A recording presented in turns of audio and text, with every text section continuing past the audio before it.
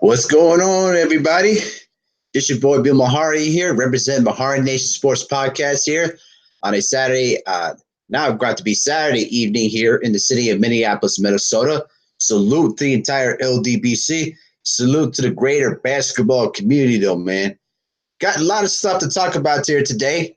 Reflecting back from Thursday night from Game 1 of the NBA Finals between the Golden State Warriors versus the Toronto Raptors. As a special today, I'm also going to give you guys my review of the Showtime documentary, The Eye of the Storm, which is the Ron Artest story. Okay, now I wanted to talk to you guys about my thoughts on the NBA on Game 1 of Thursday night.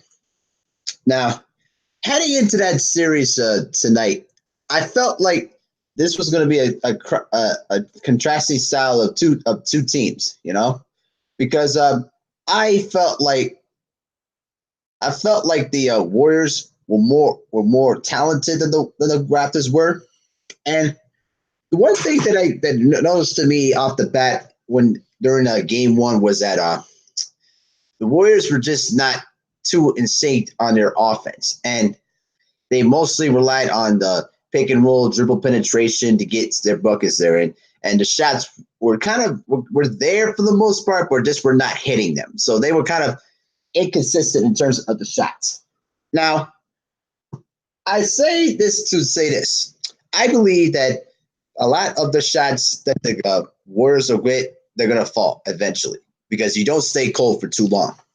But I think that when you consider the fact that they had a long layoff, and you know they're missing their all-star Kevin Durant. You know, I think their legs just a little bit heavy, but they were able to keep it close though until the Raptors were able to pull out in the end. I really felt that the Raptors did a really good job defensively against the guards in terms of double teaming them at half court.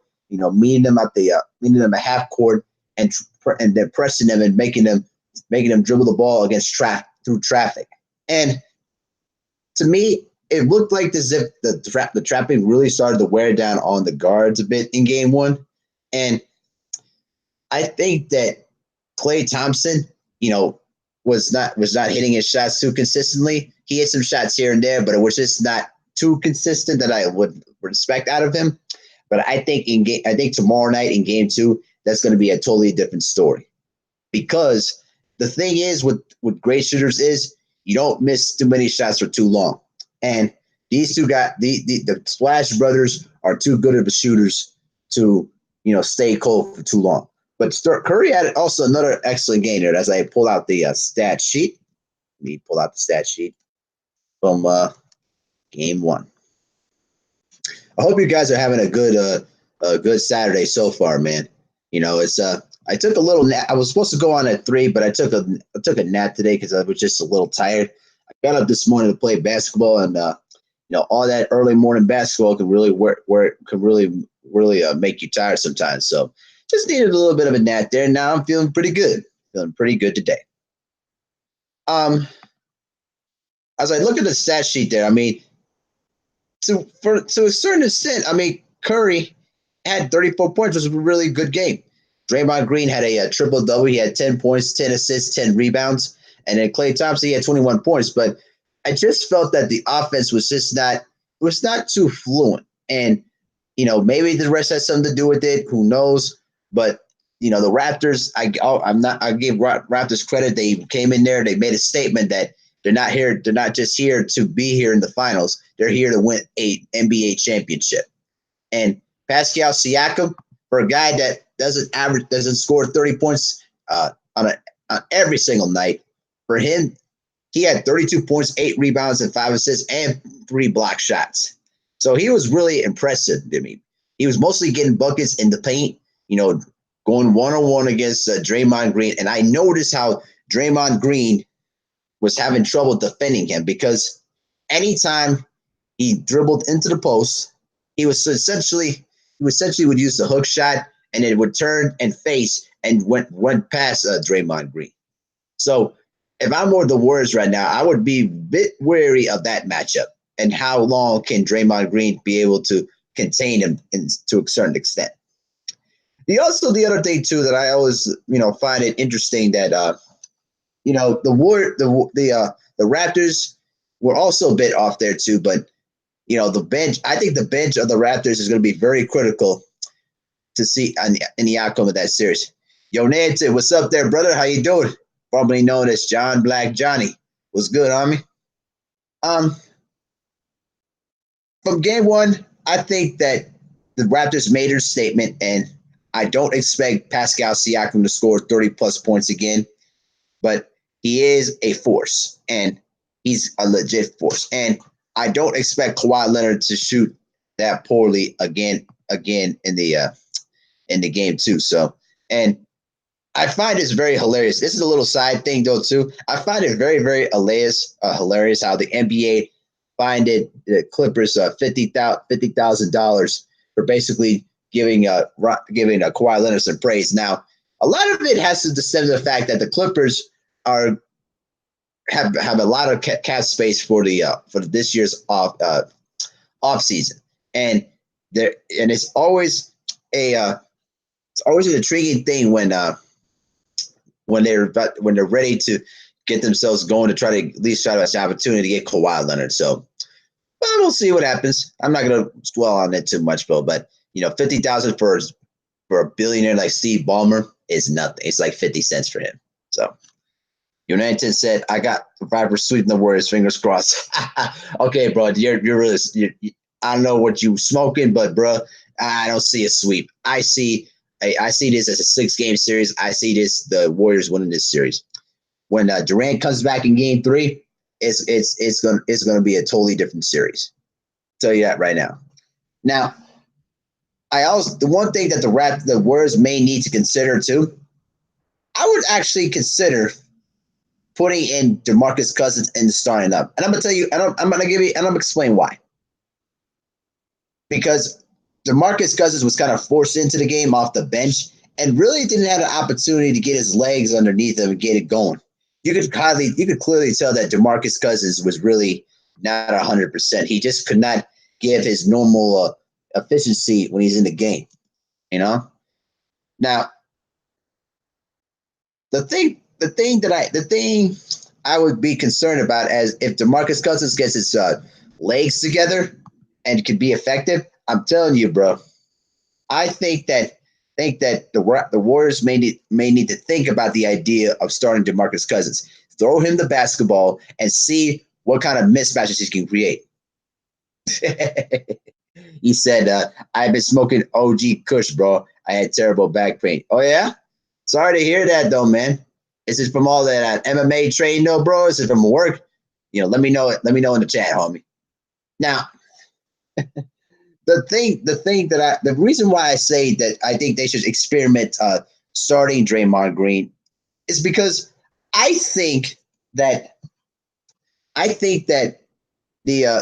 the Warriors should try to exploit some of the mismatches that DeMarcus Cousins can get in the paint. Now, he has not forgotten how to shoot the basketball. That's obvious. And he hasn't forgotten how to, get in the post. But I just felt like he was just a bit stiff. His legs was not underneath him. And, he just wasn't going to be effective in that unit because of the guys around him. There wasn't much floor space anyway. So he was going to be trapped in the paint a lot. Now, I say put him in the lineup and basically put him on the left block, which is his favorite spot on the floor, and then just throw it to him and see what he can do. I know he's going to create mismatches and double teams. That's a given thing. But the thing that I would try to do is see what he can try to create and try to figure out how to get the Raptors to try to double team it so they can open up for more perimeter shooting. I think that's my opinion. I think that would work effectively, but we'll see what happens. But I will tell you this. The Raptors, Kyle Lowry, he can't afford to have another bad shooting night. Because If he continues that kind of inconsistency, the Raptors will lose. They need Kyle Lowry to score at least 20 points, 15 to 20 points. Okay, I'm not saying he needs to score big numbers. That's not what we're asking him to do. We're asking him is to be consistent and take and make your shots and create plays for others. We already know that Kawhi Leonard will get his numbers, and we already know that Siakam is going to get his 20 plus. What I'm saying is Kyle Lowry needs to take more of an initiative on the offensive end and create plays. It doesn't have to be necessary for scoring, but also be penetration, creating havoc on the defensive end, those kind of things to try to help your teammates out so the game match can be much easier for him in the need if he needs to start scoring offensively. Now I think in game 2, I think the Warriors will adjust better. I think that they're going to look at the tape and think that if we get a lot of those same looks that we did in game 1, we're going to win this game. You know what I mean? I don't expect Andre Iguodala to have another poor shooting night. I think Klay Thompson is going to come out guns blazing and basically, see the same number 2 superstar, and behind Steph Curry. That's how I see it. Oh, okay. So you were running 15 plus miles, though, bro. Okay. I can see you're getting well in shape. In fact, though, too, I'm actually now at 170 pounds, and right now I'm feeling pretty good. I've really becoming a little bit bigger in my frame at this point. I'm not packing on weight too fast. So right now things are looking good for me. I think within hopefully in the next few months I'll notice some significant changes to my body and continue to put more weight on my reps and it will look pretty good. And then once I get my lower body and core together, the next thing I'm going to try to do is implement box jumps. I want to learn how to dunk. So I feel if I can get my lower body strength, my lower base strengthened and my core strengthened, then it's going to be beneficial for me as I start to learn learn the techniques of how to jump, Thank you, Anton. Thank you, brother. I really appreciate that, man. For sure, homie. Now, I want to talk about the if those of you who don't know, last night I watched the Showtime documentary called "The Eye of the Storm," which essentially talks about the Ron Artest's life and career in the NBA. And I knew a lot of the stuff that he was going through, the mental health, a lot of the anxiety, antidepressant problems that he was going through.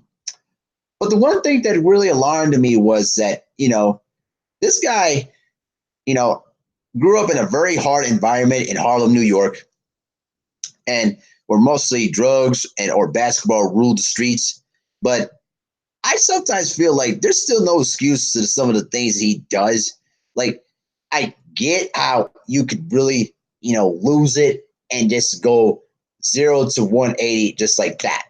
I've been in those kind of circumstances. I know what it feels like, not to the extent of what Artest went through, but I'm talking about in terms of just losing your cool. Now, he was a really talented player. When you go back to watch his tapes with the Indiana Pacers, this guy was almost a legit MVP candidate. He was averaging about 20 to 23 points a game. He was an excellent defensive stopper. He had great hands. He could defend, multiple positions. He knew how to get in your head. He knows how to play physical with you. And one of the best competitors I've ever seen in the NBA. And his matchups with Paul Pierce are very legendary. You go back to the early 2000s, you go watch them tapes, I promise you, man, they were classics. But there is no doubt about it that this guy was a ticking time bomb. And he will always walk the fine line anytime in practice and games. He was like that off the court a bit, but sometimes I always felt that in his early days, he didn't prioritize basketball as much as he should. Because remember, he was also a rap producer. He was making music. He was doing other things. And sometimes I felt in Indiana, he wasn't really prioritizing basketball as much as he should. Because that team with Jermaine O'Neal, with agent Reggie Miller, those got that team. And then when you add Steven Jackson to the mix, though, too, I'm telling you, man, they would have been a serious threat to win a championship that year. And that 03-04 season was the perfect blend of what they could have been. They were big on the front line. They had excellent guards, and they were very sound defensively, but they just did not get the breaks that they had against the Detroit Pistons. And Artest wasn't playing well, and he was just too distracted of things around him that really told the tale of what happened the next year. The game, November 19th, I was actually watching the game back in my aunt's house. She had ESPN. I was watching the game, and then I saw how physical the game was. And I really felt that the last possession of the game, I get that how Ben Wallace was very upset that, hey, the game's over, you don't need to hit me. But I can understand Artest's point of view that, listen, I don't care. Listen, I don't care how much. I don't care if we're winning or losing. If I see you get an open layup, I have to stop you. And I felt that Ben Wallace may have overreacted on that circumstances, though, but it was just a regular basketball fight, nothing serious. And Artest was doing the right thing. He was actually calming down, going to the scorer's table and, not really getting himself involved into the fray. But when that fan, and let me tell you this, that John Green fan, he's just an idiot, bro. Somebody put a $50 bet on the guy to see if he could throw a beer bottle or a can of soda, and it basically hit him point blank in the chest. You just don't do that. Let me tell you this right now. When you throw garbage, when you throw stuff towards people, that's assault, okay? You're asking for smoke. I don't care who you are. You're asking for, to get yourself dealt with, okay? Now, when I was watching that brawl, I was actually watching that live. I was in total shock of what happened. I couldn't believe it that a player went into the stands to fight against fans because it's been almost a decade since, when Vernon Maxwell back in 1995 in a game in Portland went into the stands and punched a heckling fan in the face. Okay? Now, after that brawl happened and when he got suspended, I really felt that Ron Artest just wasn't prioritizing, his goals and being the best. He just let a lot of the other circumstances surround him, and he was a very misunderstood man. I noticed how Jermaine O'Neal, was kind of a bit distraught of their relationship because he really tried his best to try to understand Ron Artest, but it felt like Ron Artest didn't want to be understood. And when you're on the other side of the fence trying to figure out who your teammates are, and they just don't want to be bothered, or just they don't want to be understood, that's difficult. And I could really tell how much that dynamic between the two players really affected them tremendously. So by the time that Ron Artest came back the next year after serving the season-long suspension, which he was suspended 86 games for the whole 04-05 season, that Pacers team, they looked to be on paper to try to redeem themselves of what happened a year ago and from 2 years ago. But by the time that Ron Artest demanded a trade, the relationship was basically broken down, and it was broken down beyond repair. And he knew, and the reason I think Artest did it was because he felt like people were still mad at him about what happened in that brawl. Maybe I could understand that to a bit, but still, your teammates had your back when you're basically were jumping in the stands, acting the fool, wanting to beat the crap out of fans who were throwing stuff at you. Listen, to this day, I had no issue with what Artest did. If a fan throws any object towards a professional athlete, you're asking to be dealt with, okay? You're asking for smoke. Understand? And the bottom line is this.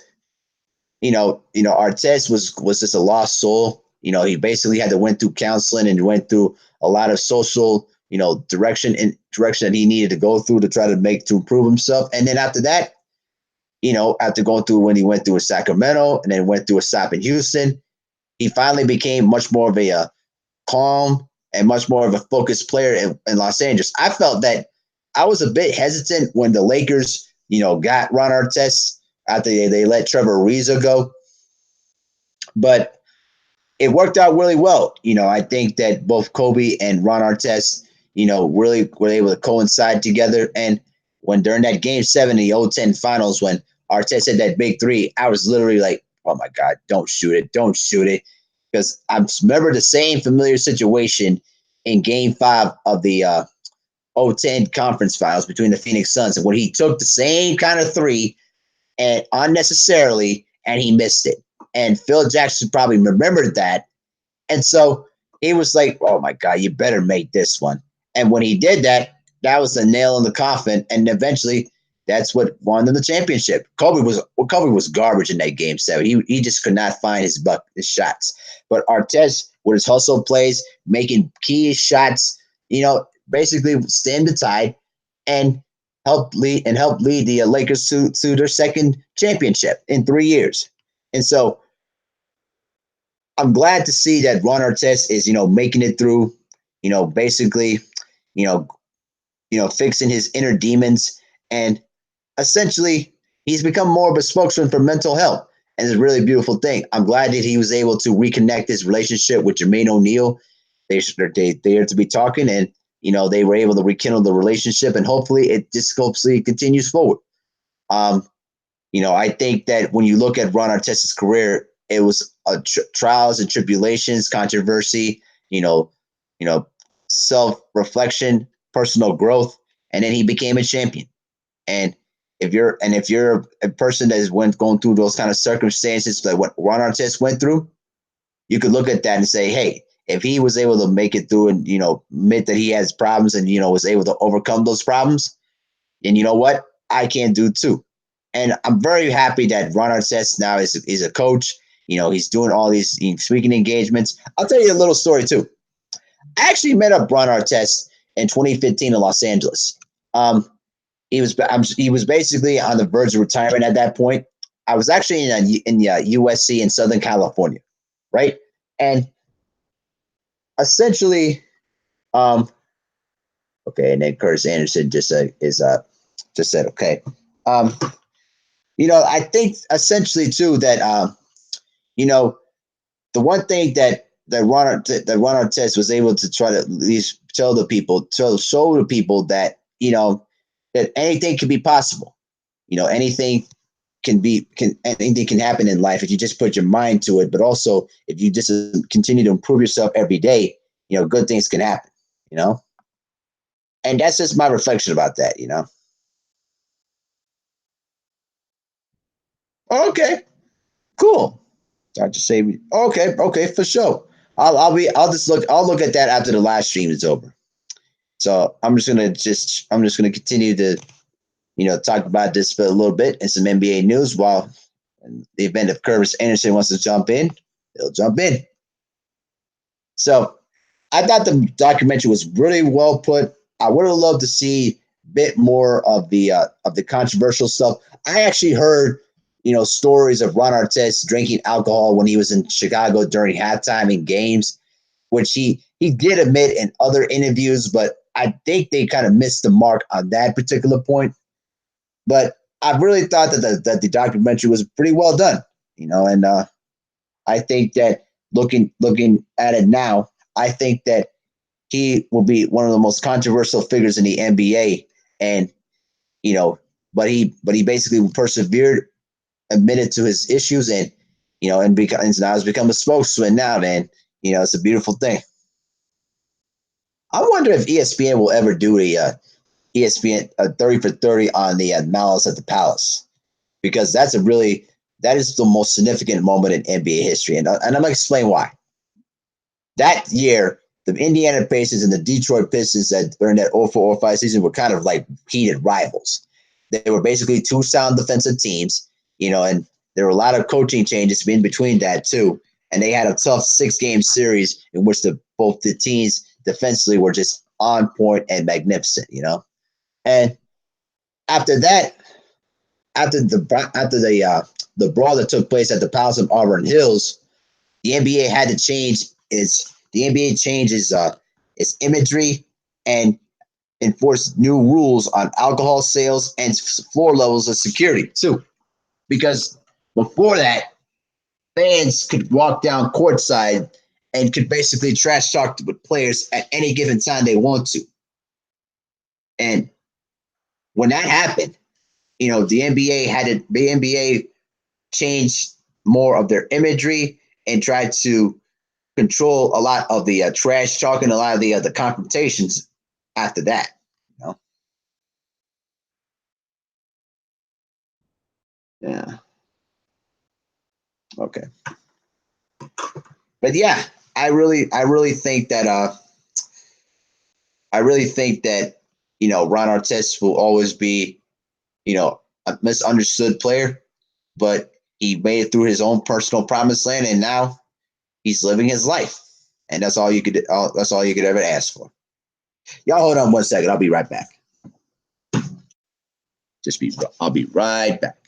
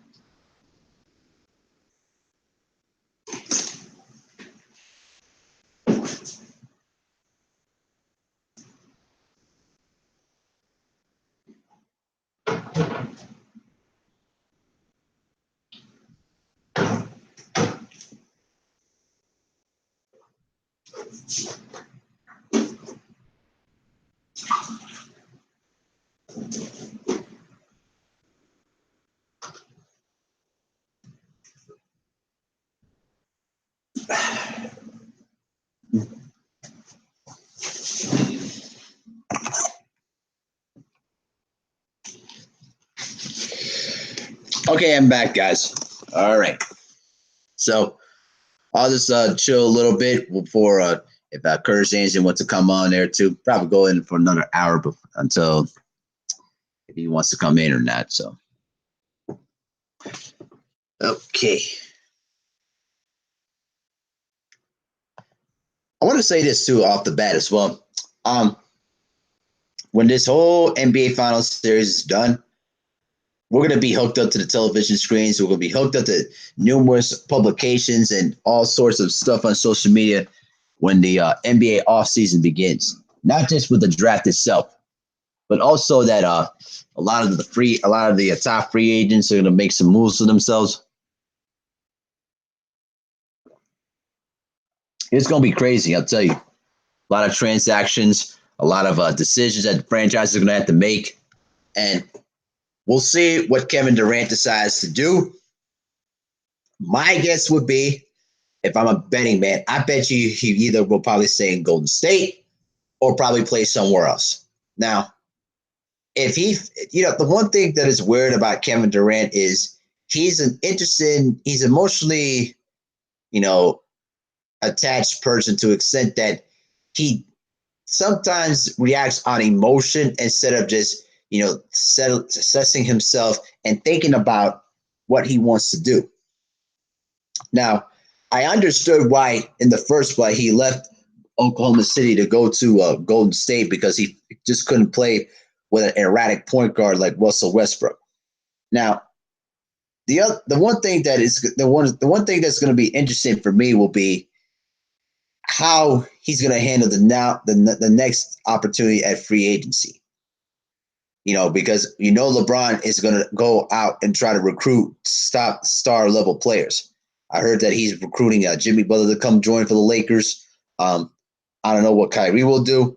My betting man is that Kyrie goes to the New York Knicks. I think his time in Boston is finally, wore out. I don't know, how Kevin Durant is going to approach this year's offseason, and I think my betting man is I think Kawhi Leonard stays in Toronto. If the Raptors win the championship, if they go on and win the championship and beat the Golden State Warriors, I think it's going to be very, very difficult for the Clippers, the Lakers, and the Knicks to try to get Kawhi Leonard.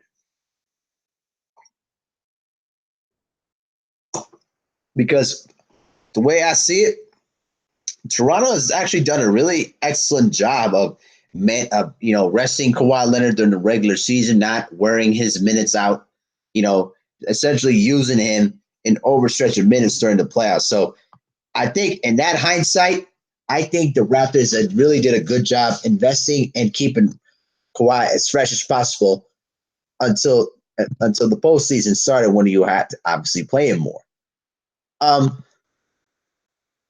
I think at this point, if the Raptors are going to try to improve themselves when the series is over, win or lose, I think they're going to need to strengthen their bench a bit, strengthen their rotation, and also think about probably adding another scorer in there too.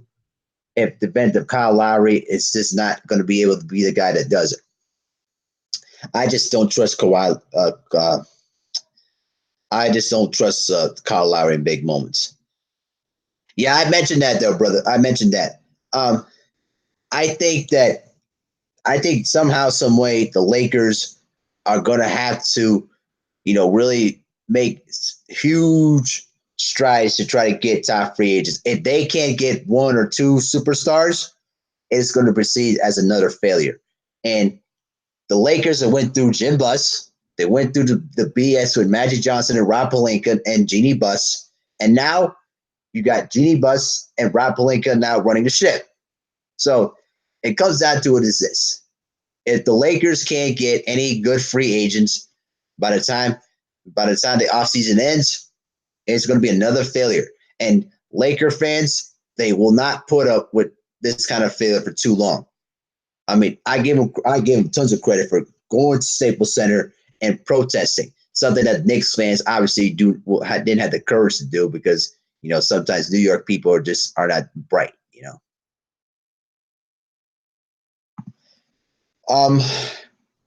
I think that Kevin Durant stays in Golden State, in my opinion. Now, would he change his mind? Who knows? Who knows?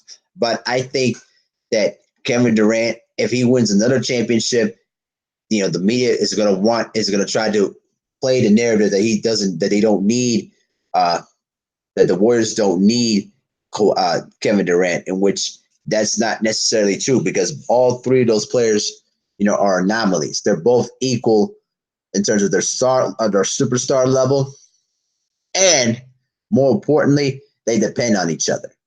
So I think that keeping those guys together that is going to be essential for the Warriors to continue to contend. I think that if they're going to exceed the luxury tax, they're going to have to let go of somebody, and maybe Draymond Green could be that guy, either, or maybe if Andre Iguodala decides to go into retirement because he's getting older too, and he's starting to become more injured riddled at this point.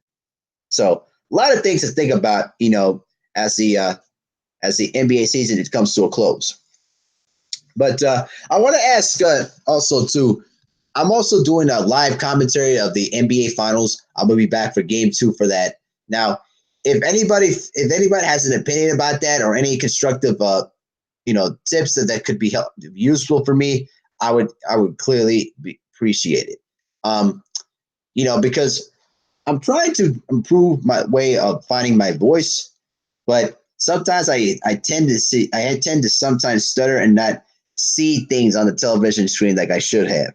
So that's something I'm going to have to focus and improve upon. But if I don't overthink it, I think I should be good.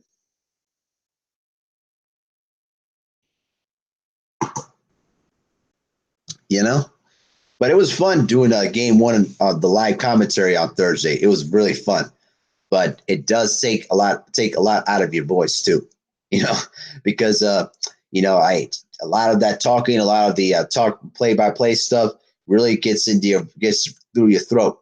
And I really liked how the chat was able to interact, engage with me. And so it was kind of like, okay, this could probably work. And I really think this could be a good thing that you probably could use down the line there as well. So I'll just see how this turns out. I'll see how this turns out, but I will certainly replay back the tape again and then make a note to myself of how I can improve down the line though too. All right. You know what I'm saying? So I appreciate the likes. I appreciate all the support though too. You know, today I was kind of tired. You know, I was supposed to go on to 3, but I was just too tired and just took a nap to try to, recharge myself. And now I'm feeling much better. So later on after this live stream, I'm gonna go outside and just, walk around and just, just breathe the fresh air. Being inside all day long is not really the most ideal thing. So yeah, that's just pretty much what it is, though, man. And I don't think Curtis Andrews gonna come on though, so I'll just let him know. Okay, so I'm about to go ahead and just wrap it up right now. So feel free to share this live stream too. 1 second, I gotta sneeze. Okay, that's better. Okay, and so feel free to hit this live stream though, man, and then smash the like button on the way out though. I'll be back tomorrow for the regular live stream and also for the live broadcast of Game 2 of the NBA Finals right here on MehariNation Sports Podcast there. I appreciate to all my subscribers and supporters that are basically been pushing me, to do good things with my channel though too. Soon, I'm going to try to do a lot of rearranging of my channel frame. I'm going to create a new logo, to try to brand my channel and then basically start doing different type of things. We'll see. I'll just start thinking about it and then I'll let you guys know what I'll decide to do. But either way, this has been MehariNation Sports Podcast here. Salute to the entire LDBC, and I'll see you tomorrow night for Game 2 of the NBA Finals. All right. Have a good night, everybody.